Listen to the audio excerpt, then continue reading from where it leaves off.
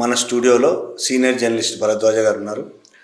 ఈ మధ్యకాలంలో ప్రపంచవ్యాప్తంగా జరుగుతున్న కొన్ని సంఘటనలు, ముఖ్యంగా అమెరికా వెనుజులా మీద దాడి చేసిన తర్వాత జరుగుతున్న ఈ డెవలప్మెంట్స్ మీద భరద్వాజ గారితో మాట్లాడు. నమస్తే భరద్వాజ గారు. అమెరికా అధ్యక్షుడు ట్రంప్ ఇచ్చిన ఆర్డర్స్ మేరకు అమెరికా వెనుజులా మీద దాడి చేయడం, అధ్యక్షుడిని ఎత్తుకెళ్ళడం, అధ్యక్షుని భార్యను కూడా ఎత్తుకెళ్ళడం, దీని తర్వాత జరిగిన పరిణామాలు, అటు గ్రీన్లాండ్స్ మీద దాడి చేస్తూ అంటున్నాడు, ఆక్రమించుకుంటా అంటున్నాడు, డబ్బులు ఎర్రయిస్తున్నాడు, చెక్ రాసిస్తా అంటున్నాడు, నెక్స్ట్ కొలంబియా మీద, మెక్సికో మీద కూడా దాడి చేయబోతున్నాడు అనే వార్తలు వస్తున్నాయి. అటు మన భారతదేశపు ప్రధానమంత్రి మోడీని కూడా అనేక రకాలుగా మాట్లాడుతున్నాడు. ఈ నేపథ్యంలో అసలు మీరు దీని విషయం మొత్తం ఎట్లా అర్థం చేసుకుంటారు? అంటే అమెరికాకి ఒక సమస్య ఉంది. ఆ సమస్య ఏంటంటే ఇంటర్నల్ క్రైసిస్ ఉంది ఆ దేశంలో. ఆ ఇంటర్నల్ క్రైసిస్ కోణంలో నుంచి చూడాల్సినటువంటి అవసరం ఉంది. ఆయన ఎన్నికల సందర్భంగా చాలా ఓపెన్గా కొన్ని విషయాలు చెప్పాడు. నేటివ్ అమెరికన్ సెంటిమెంట్ని నేను నిలబెడతాను అని చెప్పాడు. అలాగే ఇక్కడ చాలామంది నిరుద్యోగంతో ఉన్నారు, వాళ్ళందరికీ కూడా ఉపాధి చూపిస్తాను అని చెప్పాడు. చెప్పి ఈ నేపథ్యంలో అమెరికా సంపద అమెరికన్స్కే అని కూడా చెప్పాడు.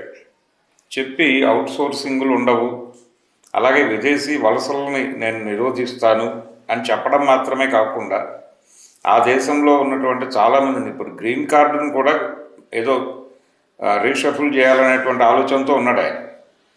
కాబట్టి ఆ దేశంలో ఉన్నటువంటి విదేశీయుల్ని ఏదో పద్ధతిలో బయటకు గెంటేసే ప్రోగ్రాం ఒకటి ఉంది. ఇవన్నీ కూడా నేటివ్ అమెరికన్ సెంటిమెంట్ని ఆయన ప్రొటెక్ట్ చేస్తున్నట్టుగాను, దేశీయ పరిశ్రమని పరిరక్షిస్తున్నట్టుగాను ఒక పోజ్ కొడుతున్నాడు.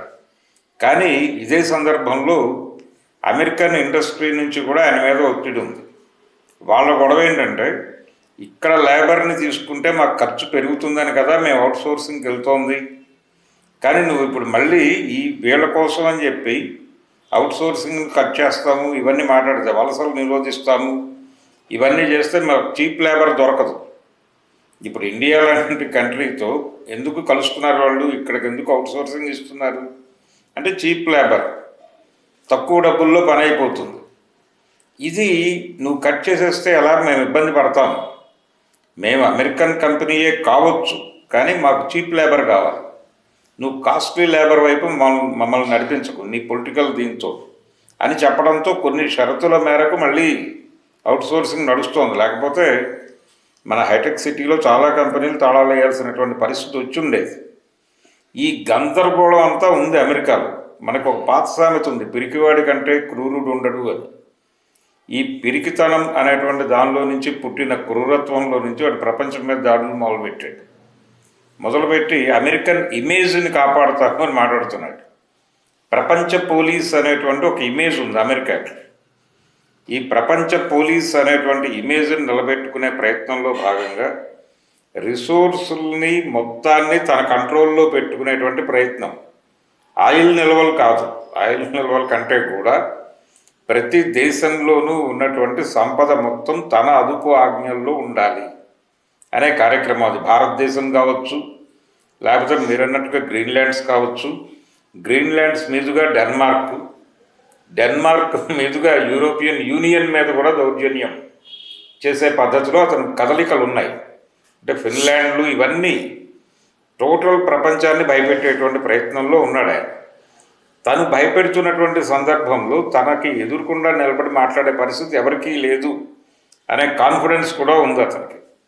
అంటే ప్రపంచంలో ప్రతి ఒక్కరూ కూడా ఈ సహజ వనరుల్ని, అంటే దేశీయంగా ఉన్నటువంటి సంపదల్ని తమ కంట్రోల్లో పెట్టుకోవాలి అనేటువంటి ఉద్దేశంతో డ్రైవ్ చేస్తున్న వాళ్ళే. ఎవరు మాట్లాడాలి అమెరికాకి వ్యతిరేకంగా ప్రపంచం అంతా మాట్లాడుతోంది, రష్యా మాట్లాడితే బాగుంటుంది అని. కానీ రష్యా ఇంకో గొడవలో ఎంగేజ్ అయి ఉంది. ఆ గొడవ కూడా దాదాపు ఇలాంటిదే. అంటే వాళ్ళ పక్క దేశం మీద వాళ్ళు దాడి చేస్తున్నారు. ఆల్రెడీ ఆ దేశ భూభాగాన్ని కలుపుకున్నారు చాలా వరకు. వీళ్ళు కూడా దాదాపు అదొక రకమైన కగార్ ఆపరేషన్ లాగానే నడుస్తుంది అనే అభిప్రాయం కూడా ఉంది ప్రపంచానికి. ఇప్పుడు ప్రపంచ స్థాయిలో కగార్ ఆపరేషన్ జరుగుతోంది. అంటే ప్రతి దేశంలోనూ ఉన్న సంపద మా కంట్రోల్లోకి రావాలి. అంటే రవి అస్తమించని బ్రిటిష్ సామ్రాజ్యం అని మాట్లాడుకునేవాళ్ళం పాత రోజుల్లో.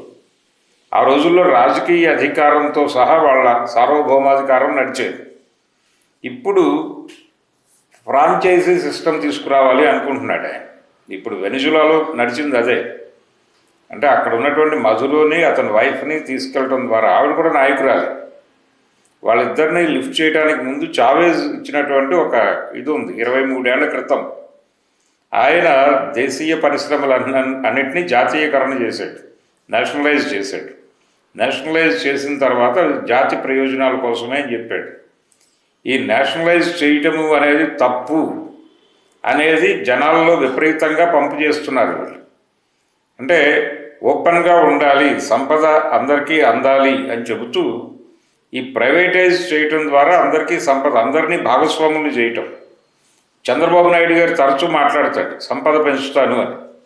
ఈ సంపద పెంచుతాను అనే మాటలో ఉన్నటువంటి దుర్మార్గం మనం స్పష్టంగా అర్థం చేసుకోవాలి. సంపద పెంచటం అంటే ఎవరి సంపద పెంచుతాడు, ఎవరిని బికారులుగా మారుస్తాడు. మనం చూస్తూనే ఉన్నాం. ఇక్కడ అభివృద్ధి అనే పేరుతో వాళ్ళు భూములు లాగేసుకుంటారు, భూములు లాగేసుకుని వాళ్ళకి ఏదో లాభం చేకూర్చినట్టుగా నటిస్తారు. ఆ లాభాలన్నీ ఆవిరైపోతాయి, వాళ్ళు ముష్టివాళ్ళుగా మారుతారు. ఇది జరుగుతున్నటువంటి కార్యక్రమం.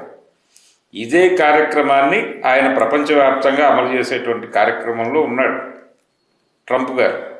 తద్వారా ఈ సంపదల్ని, ప్రపంచం మొత్తం మీద సంపద తన కంట్రోల్లో పెట్టుకోవడం ద్వారా అమెరికాలో తను ఫేస్ చేస్తున్నటువంటి క్రైసిస్, ఆ క్రైసిస్ నుంచి బయటపడాలి అనేటువంటి ప్రోగ్రాంలో చాలా ఈగర్గా ఉన్నాడు ఆయన. ఆతృత అంటే తను ఈ రేస్లో విన్ అవ్వాలి, విన్ అవ్వకపోతే వచ్చే ఎన్నికల్లో మళ్ళీ ఓటమి ఎదురవుతుంది. గతంలో ఇలాంటి నాటకాలు ఆడి రెండోసారి గెలిచినటువంటి వాళ్ళ చరిత్రలన్నీ తీసి చదువుతున్నాడు. చదివి నేటివ్ అమెరికన్స్ అంటే, అసలు నేటివ్ అమెరికన్ అంటే ఏమిటి అనేది అదొక బ్రహ్మ పదార్థం. నేటివ్ అమెరికన్స్ని ఎప్పుడో చంపేశారు వీళ్ళు. రెడ్ ఇండియన్స్ని చంపేసి వీళ్ళ కంట్రోల్లోకి తీసుకుని, ఇంగ్లీష్ వాళ్ళ కంట్రోల్లోకి తీసుకుని, బ్రిటిష్ నుంచి వలస వచ్చిన బ్యాచ్ కదా ఇదంతా. వీళ్ళు కాలనీగా మార్చి దాన్ని ఇప్పుడు native American sentiment, American image ఇవన్నీ మాట్లాడుతున్నాడు ఈయన. ఈ గందరగోళం. అలాగే వాళ్ళు ఏ దేశం మీదకైనా దాడి చేయొచ్చు, ఏ దేశంలోనైనా ఏదైనా చేయొచ్చు. ఇప్పుడు అంతర్జాతీయ సంస్థలు అనే పేరుతో చాలా ఉన్నాయి. ఐక్యరాజ్య సమితి అనేటువంటి ఒక దుకాణం ఉంది, దాంతోపాటు నాటో అనేటువంటి ఇంకొక దుకాణం ఉంది. ఈ దుకాణాలన్నీ ఏం చేస్తున్నాయి, ప్రపంచ బ్యాంక్ ఏం చేస్తుంది అని మాట్లాడుతున్నారు చాలామంది. ఇవన్నీ కూడా అమెరికా చేతుల్లో పరికరాలే అనేది అర్థం చేసుకోవాలి. వాళ్ళు ప్రపంచ మార్కెట్లు ఓపెన్ చేయడానికి వరల్డ్ బ్యాంకును వాడుకుని ప్రతి దేశాన్ని లిబరలైజేషన్, ప్రైవేటైజేషన్, గ్లోబలైజేషన్ అనేటువంటి ఎల్పిజి ఫార్ములాలోకి తీసుకొచ్చి అన్ని దేశాలని ఓపెన్ చేస్తారు. వాళ్ళ దేశం మాత్రం మూసుకుంటారు. మన దగ్గర నుంచి సరుకులు ఎగుమతి అయితే అక్కడ దిగుమతి సుంకాలు పెంచేసి మన సరుకులను అక్కడ ప్రియంగా మార్చి అక్కడ సరుకులు అమ్ముకోవడానికి ప్రయత్నం చేస్తారు. దీని గురించి రష్యా ఎందుకు మాట్లాడుతుంటే వాళ్ళకి ఇక్కడ ఉన్నటువంటి ఉక్రెయిన్ గొడవ, ఈ ఉక్రెయిన్ గొడవతో వాళ్ళు బిజీ అయిపోయి వాళ్ళు మాట్లాడటం లేదు, మాట్లాడే పరిస్థితి కూడా కాదు. చైనా ఎప్పుడూ కూడా అంతర్జాతీయ వ్యవహారాల్లో తనకు తానుగా జోక్యం చేసుకున్న కండిషన్ కాదు. కానీ మాట్లాడారు వాళ్ళు. వెనిజులా మీద జరిగిన దాడి అది మరీ దుర్మార్గం, అలా వచ్చి దాడి చేసేస్తారా అన్నారు, కానీ వ్యతిరేకించి బలంగా నిలబడే పరిస్థితి కాదు. ఇలా కొన్ని దేశాలు మాట్లాడినాయి. భారతదేశంలో మన ప్రధాని గారు కనీసం ఆ మాట కూడా అలా పరిశీలిస్తున్నాం అన్నాడు. ఏం పరిశీలిస్తాడు ఈయన అంటే, తెల్లారు లేస్తే ఈయనేదో రష్యా నుంచి ఆయిల్ కొనుక్కుంటున్నాను, చైనాతో సయోధ్యగా ఉంటున్నాను, ఇవన్నీ మాట్లాడుతున్నాడు ఆయన.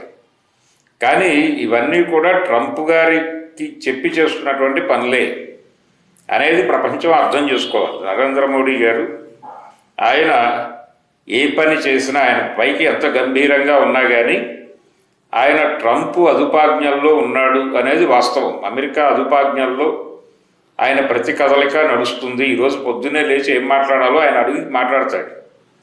అమెరికాని ఈయనతో క్రిటిసైజ్ చేయించడం మంచిది అనుకుంటే చేస్తాడు. అంటే ఇండియాని కూడా ఆయన ట్రంప్ గారు ఒక విచిత్రమైనటువంటి అడకత్తెరలో పెట్టాడు.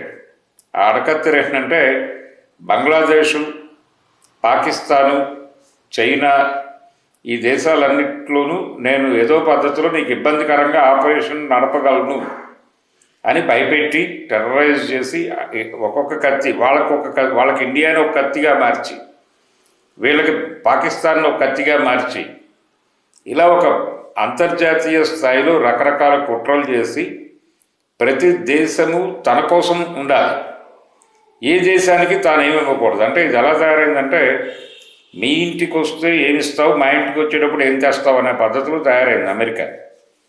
కాబట్టి ఇది జరుగుతున్నటువంటి కుట్ర, ఒక దోపిడీ వ్యవహారం నడుస్తుంది. ఈ దోపిడీ స్కీమ్లో మొత్తం ప్రపంచాన్ని మొత్తాన్ని దోషులుగా దొంగలు, అంటే ఒక దొంగల సామ్రాజ్యాన్ని నిర్మించాడు ఆయన. అంతర్జాతీయంగా అమెరికా చేసిన పని. వరల్డ్ బ్యాంక్ అనేటువంటి దాంతో ప్రపంచం మొత్తంలో దొంగలను అధికారంలోకి తీసుకొచ్చాడు ప్రతి దేశంలో. ఈ దొంగల ఆపరేషన్ నడుస్తోంది. ఇప్పుడు చాలా ఓపెన్గా మాట్లాడుకోవాలంటే ఏ దొంగ ఇంకొక దొంగని దొంగ అనడు. దొంగల మధ్య సయోధ్య ఏమిటి అనేది ఆయన దగ్గర గొడవ.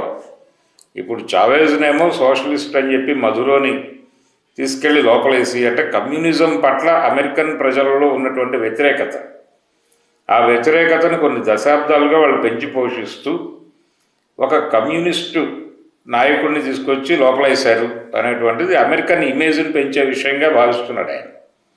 ఈ ప్రోగ్రాంలో భాగంగా ప్రపంచవ్యాప్తంగా జనాలు నిరసన తెలియజేసిన ప్రతి సందర్భంలోనూ అక్కడ దాడి చేసిన ప్రభుత్వాలకి ఈయన అండగా నిలబడతాడు.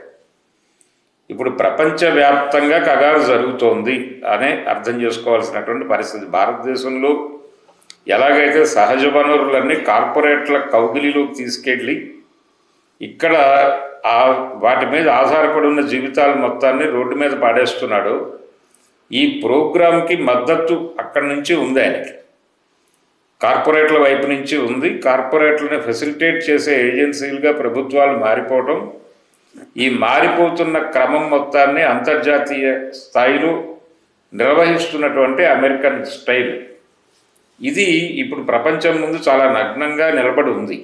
ఇప్పుడు ఎన్నడూ లేని విధంగా ట్రంప్ భారతదేశాన్ని అవమానిస్తున్నాడు అనేది వార్తలు చూస్తున్నాం. భారతదేశాన్ని అంటే భారత ప్రధాని నేను చెప్పడం వల్లనే వెంటనే యుద్ధం ఆపేశారని కావచ్చు, ప్లీజ్ సార్ మీతో మాట్లాడవచ్చా అని బతిమలాడుతున్నాడు, ఇట్లాంటి మాటలు మాట్లాడుతున్నాడు ఇంత అవమానకరంగా. కానీ ఇక్కడి నుంచి ఒక్క జవాబు కూడా రావట్లేదు. ఏంటంటారు దీనికి కారణం? జవాబు ఇచ్చే పరిస్థితుల్లో ఈయన లేడు. అసలు ఈయన ఏం మాట్లాడాలో రోజు పొద్దున్నే ఆయన దగ్గర నుంచి అడిగి, అయ్యా నేను ఇది మాట్లాడొచ్చా అని చెప్పి స్క్రిప్ట్ కరెక్షన్స్ చేసుకుని బతుకుతున్నాడు. అమెరికాకి వ్యతిరేకంగా ఉన్నట్టుగా అప్పుడప్పుడు గంభీరంగా మాట్లాడతాడు, కానీ ఆయన స్వామి భక్తిని అన్నడూ విడనాడిన పరిస్థితి లేదు. పహల్గాం దాడి జరగగానే ఆయన రెచ్చిపోయి ప్రపంచ మ్యాప్లో, అంటే ప్రపంచ పటంలో పాకిస్తాన్ అనేదాన్ని లేకుండా చేస్తాను అని మాట్లాడి సర్జికల్ దాడులు అనే పేరుతో ఒక 4 రోజులు డ్రామా నడిపి ట్రంప్ గారు రాత్రి ఫోన్ చేశారు, నేను యుద్ధాన్ని ఆపేస్తున్నాను అని ప్రకటించాడు ఈ పెద్ద మనిషి. ఆ తర్వాత వాళ్ళు ఈ ట్రేడ్కి సంబంధించి వాళ్ళ ఇంటర్నల్ మార్కెట్ని సెక్యూర్ చేసుకోవడం కోసం వీళ్ళ మీద డ్యూటీలు పెంచినప్పుడు కూడా సీరియస్గా ఈయన ఘర్షణ పడలేదు. పడకుండా నేను రష్యా నుంచి కొనుక్కుంటానండి, మీకు ఏమన్నా అభ్యంతరమా అని అడిగి, అది బయటకు తెలియదు, బయట ప్రజలకి మాత్రం నేనేదో భారతదేశాన్ని కాపాడటానికి నిజానికి ఈయన దెబ్బలాడి ఉండాలి ఆ రోజున. కానీ దెబ్బలాడే కండిషన్లో ఈయన లేడు, వాళ్ళ పార్టీ లేదు, వాళ్ళ కూటమి అంతకంటే లేదు. కాబట్టి ఇదొక దొంగల ముఠా, ఇదొక లోకల్ ఏజెన్సీ దొంగల ముఠాయి. ఈ దొంగల ముఠాకి కూడా నాయకుడు ట్రంపే. వీళ్ళు బయట ప్రపంచానికి మేము చైనాతో ఉన్నాము లేకపోతే రష్యాతో ఉన్నామని ఫోజులు ఇస్తారు తప్ప మీడియా దాని గురించి హైప్ క్రియేట్ చేస్తుంది. అంటే నరేంద్ర మోడీ గారు అమెరికాకి వ్యతిరేకంగా ఆయన ఛాతీ విరుచుకు నిలబడ్డాడు, ఇవన్నీ మీడియా కథనాలు తప్ప నిజానికి ఆయన రోజువారీ ఏం చేయాలి, సాయంత్రం పూట ఏం ఇంట్లో వండుకు తినాలి దగ్గర నుంచి అక్కడి నుంచి మెను రాకపోతే ఏం చేయడే, అది కండిషన్. అంటే కమ్యూనిస్టుల మీద ఒక పాత జోక్ ఉండేది, రష్యాలో వర్షం పడితే వీళ్ళు ఇక్కడ గొడుగులు వేసుకు తిరుగుతారు అని. అమెరికాలో ట్రంప్ గారికి జలుబు చేస్తే ఇక్కడ జేబులో ఖర్చీఫులు పెట్టుకు తిరిగే బ్యాచ్ ఇదంతా. అందుకని ఈయన వారికి అనుకూలంగానే ఉంటాడు తప్ప ఒక్క మాట మాట్లాడు. ఇప్పుడు వెనిజులా మీద మేము దీన్ని పరిశీలిస్తున్నాం అన్నాడు తప్ప కనీసం చైనా మాట్లాడిన పద్ధతిలో కూడా మాట్లాడే పరిస్థితుల్లో లేడే. అందుకని భారత ప్రభుత్వం, భారతదేశం తీవ్రమైన కష్టాల్లో ఉంది. అమెరికా మించిన కష్టాల్లో ఉంది. ఈ కష్టాల్లో ఉన్న కండిషన్లో వీళ్ళు ఇక్కడ స్పష్టంగా వాళ్ళకి కాగితాలు రాసిచ్చారు. ఉద్యమాలు, విప్లవాలు ఇలాంటివి ఏవి ఈ దేశంలో నడవకుండా మేం కాపలా కాస్తామని కాపలాదారుగా వ్యవహరిస్తున్నాడు. అంటే ప్రజల నుంచి కార్పొరేట్లకి ఎటువంటి నిరసనలు రాకుండా, ప్రజల నుంచి ఎటువంటి తిరుగుబాట్లు జరగకుండా, ఎటువంటి విప్లవ భావజాలము ప్రపంచంలో, అంటే తిరుగుబాటు వేదాంతానికి ప్రత్యామ్నాయంగా లొంగుబాటు వేదాంతాన్ని మేము ప్రపంచంలో ఇంజెక్ట్ చేస్తాము అని నరేంద్ర మోడీ గారు, వారి ప్రభుత్వము, వారి పార్టీ, సంఘ్ పరివారు ఇన్ టోటల్, అంటే వీళ్ళకు ఒక ఆపరేటివ్ సిస్టమ్ ఉంది. ఆ ఆపరేటివ్ సిస్టమ్ ఏంటంటే మేము మతము అనేటువంటి ఆపరేటివ్ సిస్టంతో మొత్తం బ్రెయిన్స్ మాతో కనెక్ట్ అయి ఉన్నాయి కాబట్టి మేము ఈ బ్రెయిన్స్ని చాలా ఈజీగా ఆపరేట్ చేయగలము. లొంగుబాటు అనేది ఒక వేదాంతం, తిరుగుబాటు అనే దానికి వ్యతిరేకంగా మేము బ్రెయిన్స్ అన్నింటినీ ఆపరేట్ చేస్తాం, నో ప్రాబ్లం, నో ఇష్యూ అని చెప్తున్నాడు. ఈ భరోసాని కల్పిస్తూ బతుకుతున్నటువంటి జీవితం ఆయనది. కాబట్టి ప్రజలు మేల్కొనాల్సినటువంటి అవసరం ఉంది. ఇక్కడ ప్రజలు నరేంద్ర మోడీకి వ్యతిరేకంగా తిరుగుబాటు చేయటం కాదు, వాళ్ళు స్ట్రైట్ అవే అమెరికాకి వ్యతిరేకంగా యుద్ధం చేయటమే. అంటే ప్రపంచవ్యాప్తంగా సమస్యలు మొదలవుతున్నాయి. ప్రతి దేశం మీద వాళ్ళ జులుం నడుస్తుంది. ప్రతి దేశంలో ఉన్న సంపదలు మావే. అంటే ఇప్పుడు భారతదేశం ఇండిపెండెంట్గా లేదంటారు. ఏ దేశము లేదు, ఏ దేశాన్ని ఇండిపెండెంట్గా ఉంచట్లేదు. ఎవరు కూడా మేము సర్వసత్తాక స్వతంత్ర దేశం, సార్వభౌమాధికారం ఉంది. రేపు 26వ తారీఖున భారతదేశ సర్వసత్తాక రాజ్యము, సార్వభౌమాధికారం ఇవన్నీ మాట్లాడతారు. కానీ అవన్నీ తప్పులే. వీళ్ళకి ఏ అధికారాలు లేవు. ఏ మాట మాట్లాడాలన్నా వైట్ హౌస్ నుంచి క్లారిఫికేషన్ లేకుండా, అక్కడ పచ్చ జెండా ఊపకుండా వీళ్ళ నోట్లోంచి ఒక్క మాట కూడా బయటకు రాదు. మొత్తం ప్రపంచం అంతా అమెరికా కంట్రోల్లో ఉంది, అమెరికా కష్టాల్లో ఉంది.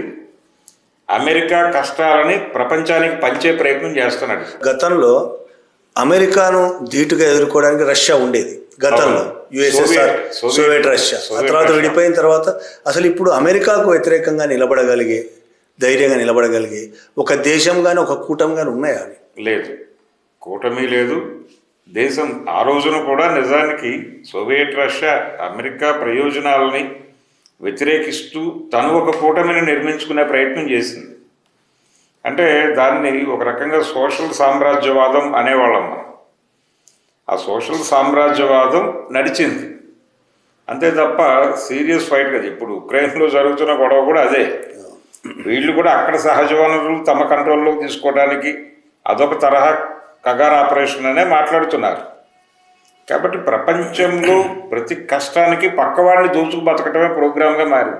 మీ దేశాన్ని మీరు ఎలా సమృద్ధి, జనాలతో కలిసి సంపద క్రియేషన్ అంటే ఏమిటి? లోకల్ పీపుల్ని వాళ్ళకు ఉన్నటువంటి ప్రాపర్టీస్ నుంచి ఎలా వాళ్ళు బతకగలరు అనే మార్గాలు చూపించటం. అది మానేసి నీ భూములు తీసుకెళ్ళి ఎవరికో ఇచ్చి వాడిని తీసుకొచ్చి ఇక్కడ పెట్టి నిన్ను వాడి దగ్గర కూలివాడిగా మార్చి నీకు నెల వాడితో కూలీ డబ్బులు ఇప్పిస్తాను, నీకు సంపద పుడుతుందంటే అట్లాగా. ఇదే అందరూ చెప్తున్నారు. అమెరికా వాడు అక్కడ వెనిజులా వాళ్ళకి చెప్పినా ఇదే సిద్ధాంతం, చంద్రబాబు నాయుడు గారు అమరావతిలో జనాలకు చెప్పినా ఇదే సిద్ధాంతం. అంటే లొంగిపోతారా చచ్చిపోతారా, ఇదే ఆప్షన్ ఎక్కడైనా. వెనిజులా ముందు అమెరికా వాడు పెట్టిన ఆప్షన్ కూడా ఇదే, లొంగిపోతావా చచ్చిపోతావా. లొంగను అన్నవాడిని తీసుకెళ్ళి లోపలేశారు. మేము లొంగిపోతామండి, మీకు అనుకూలంగా చావేజ్కి ముందు పరిస్థితి ఎలా ఉందో అదే కండిషన్ని కొనసాగిస్తాం అన్న వాళ్ళకి నోబెల్ బహుమతులు ఇచ్చి స్వాగతం చెప్తున్నారు. ఇంకో 4-5 రోజుల్లో పట్టాభిషేక కార్యక్రమం. ఫ్రాంచైజీ మోడల్ వచ్చేసింది. ఈ ఫ్రాంచైజీస్ పరిపాలనలో ప్రభుత్వాలు ఉంటాయి.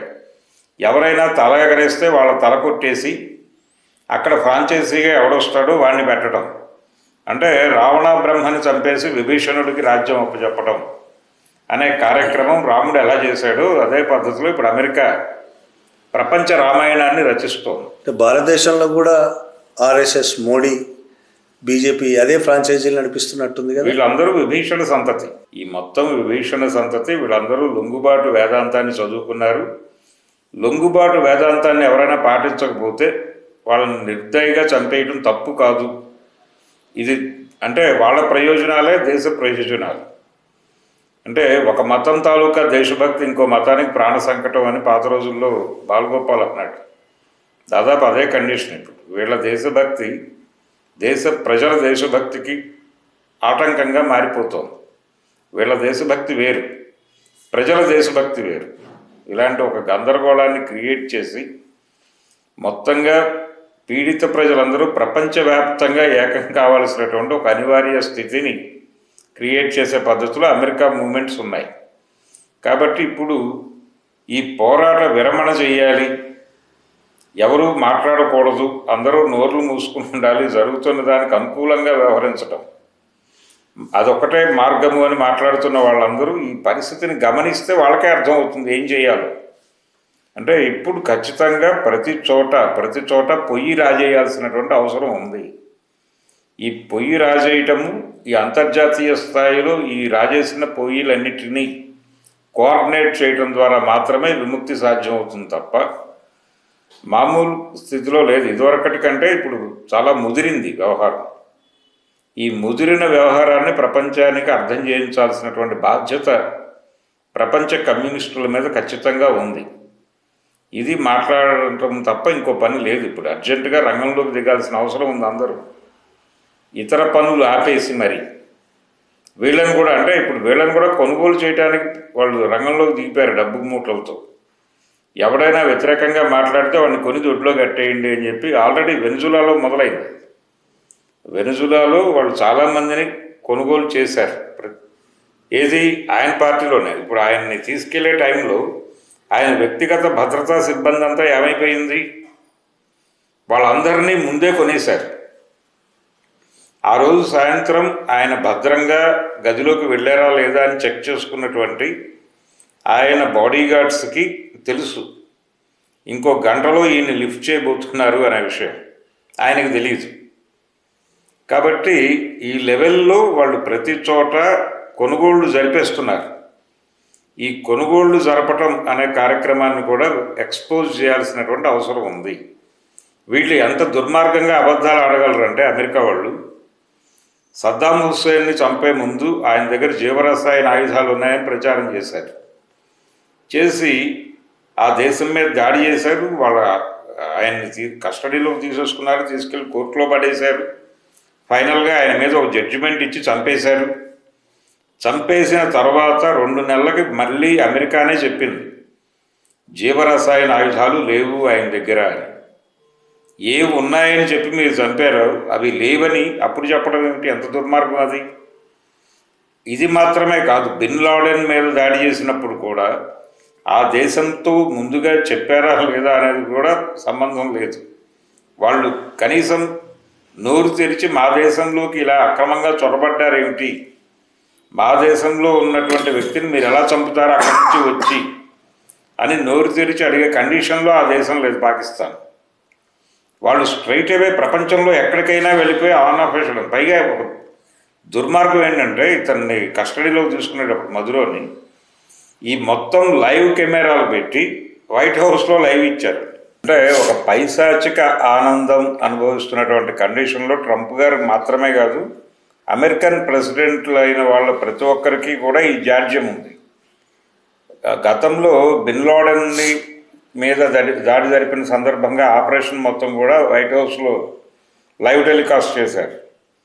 మొన్న మధురోని తీసుకెళ్లిన సందర్భంగా కూడా లైవ్ టెలికాస్ట్ జరిగింది.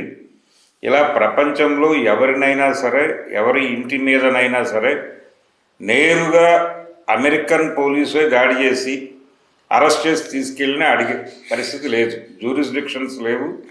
అంటే గతంలో ఒక ప్రాంతంలో ఒకే జిల్లాలో కూడా ఒక డివిజన్ నుంచి పక్క డివిజన్లో ఉన్నటువంటి ఒక అంటే వీళ్ళకి ఇబ్బంది కలిగించే మనిషి పక్క డివిజన్లో ఉన్నాడని తెలిస్తే అతను అరెస్ట్ చేయడానికి లోకల్ పోలీస్ పర్మిషన్ తీసుకోవాల్సి వచ్చేది. అసలు ఇప్పుడు అవేమీ లేవు. వాళ్ళు ఖండాలు దాటి సముద్రాలు దాటి వచ్చేసి తీసుకెళ్ళిపోతున్నారు.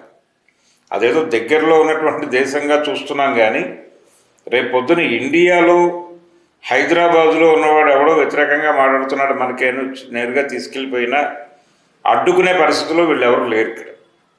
కాబట్టి మొత్తం ప్రపంచం మొత్తం కూడా రవి అస్తమించని బ్రిటిష్ సామ్రాజ్యం అనే మాటని ఇప్పుడు రవి అస్తమించని అమెరికన్ సామ్రాజ్యంగా చదువుకోవాల్సినటువంటి ఒక నేరేటివ్ని అయితే కల్పించారు. దీన్ని ఎలా అడ్డుకుంటారు అనేది ఇప్పుడు ప్రజల ముందు ఉన్నటువంటి సవాల్. ఈ సవాలుకి సమాధానం చెప్పాల్సిన పని కమ్యూనిస్టుల మీద ఉంది. దీన్ని ఏదో లోకల్ ఇష్యూగాను, అమెరికాకి సంబంధించిన వ్యవహారంగాను, వెనిజులాకి అమెరికాకి మధ్య జరుగుతున్న వ్యవహారంగాను అర్థం చేసుకుంటే పొరపాటు. ప్రపంచవ్యాప్తంగా కగారు ఆపరేషన్ జరుగుతోంది. లొంగుబాటు, లొంగిపోతారా చచ్చిపోతారా అనేటువంటి స్లోగన్ కింద జరుగుతున్నటువంటి ప్రోగ్రాం ఇది. వాళ్ళు ఎలాగైతే ప్రపంచం మొత్తాన్ని దొంగల ముఠా ఒకటైందో, ఆ దొంగల ముఠాకి వ్యతిరేకంగా ప్రపంచ పీడిత ప్రజలను ఏకం చేయాల్సిన ప్రోగ్రాం తీసుకోకపోతే మాత్రం సర్వనాశనం జరుగుతుంది.